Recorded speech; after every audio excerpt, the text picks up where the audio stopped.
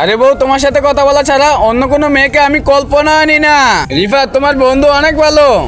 রিয়া, এখানে নেটওয়ার্ক ছিল, আমি তোমার সাথে পরে কথা বলবো। এটা আমার গার্লফ্রেন্ড, প্লিজ এই ব্যাপারে আমার বউকে বলবে না। আরে চিন্তা করিস না, কাউকে বলবো না। আরে ও তো ওর বউকে ধোকা দিচ্ছে, তুমি তার উৎসাহ দিচ্ছ। আজকাল এগুলো কোনো বিষয় না। তুমি তাড়াতাড়ি বাড়িতে আসো, তা নাহলে তোমার খবর আছে। পুলিশ চলে আসছে, তাড়াতাড়ি পালাও। এবার তো বেঁচে গেলে, তারপর ধরিয়ে দেবো। এর মানে তুমি পুলিশকে কল করেছিলে? দেখো, যদি আমার বন্ধুরা জানতে পারতো তাহলে ওনাদের সাথে আমার সম্পর্ক নষ্ট হয়ে যেত। এমন বন্ধু থাকার চেয়ে না থাকাই ভালো।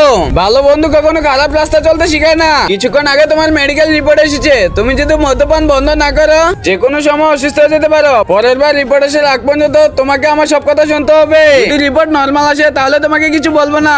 আমি খাবো না এসব, যতক্ষণ না তোমার শরীর ঠিক না হচ্ছে এগুলো খেতে হবে। তারপর কি হয়েছিল এটা দেখার আগে যদি তুমি তোমার মা বাবাকে ভালোবাসে থাকো তাহলে ভিডিওতে লাইক দিয়ে সাদা কালার সাবস্ক্রাইব